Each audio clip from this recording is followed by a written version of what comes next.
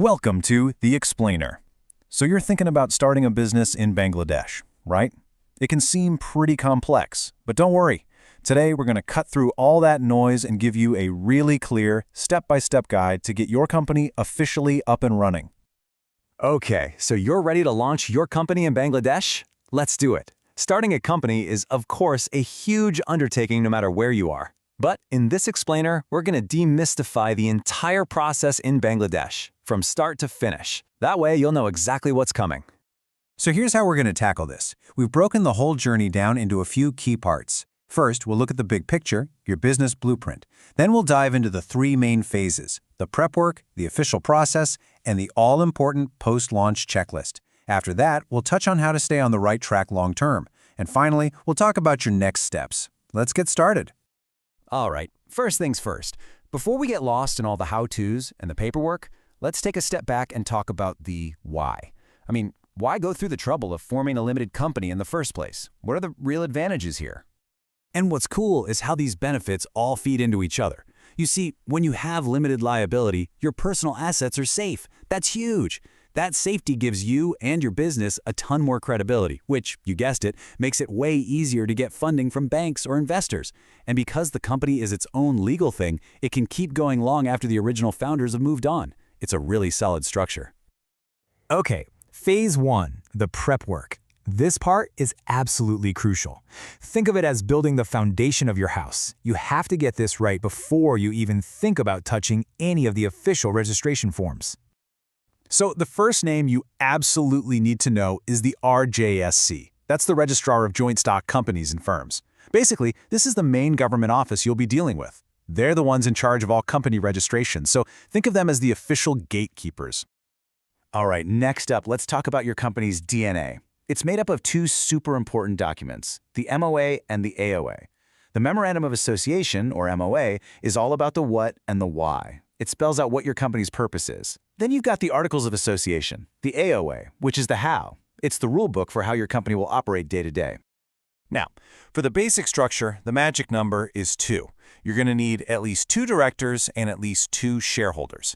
And here's a really big deal for anyone outside of Bangladesh. The country allows for 100% foreign ownership. That's a huge green light for international entrepreneurs looking to invest. Okay, let's talk money, specifically paid-up capital. And this is where there's a major difference. If you're setting up a local company, you can start with almost nothing, literally just 1 taka. But, and this is a big but, if it's a foreign-owned company, you're looking at a minimum of $50,000 US.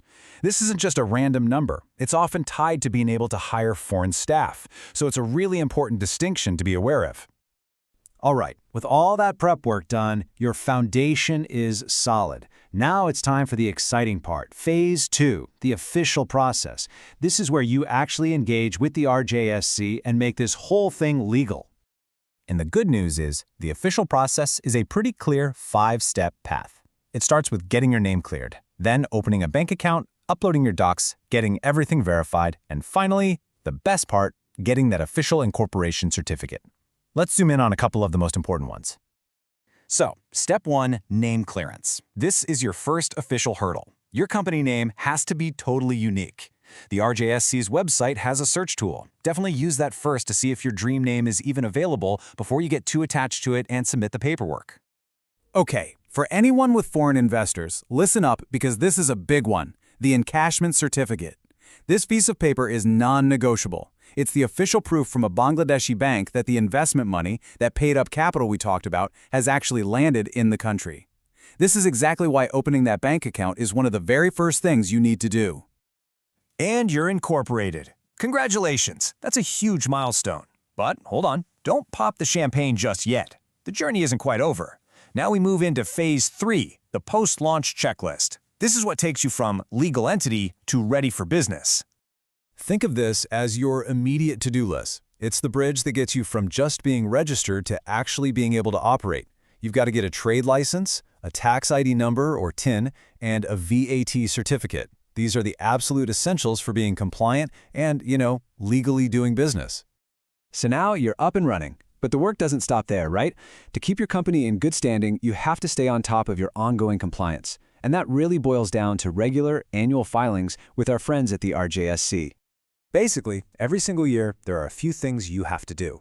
You need to hold an annual general meeting, or AGM. And then you've got to file key documents with the RJSC, things like your annual return and your financial statements. It's all about keeping your company's official records fresh and up to date. And that's the whole roadmap. We've walked through the blueprint, we've navigated the official process, and we've covered what it takes to stay on the right side of the rules. You now have a really clear map for getting your company incorporated in Bangladesh. Look, the process is detailed for sure, but it's a clear step-by-step path. You've laid the groundwork, you've built the foundation. The real adventure, growing your business, starts now. So the only question left is, what are you going to build?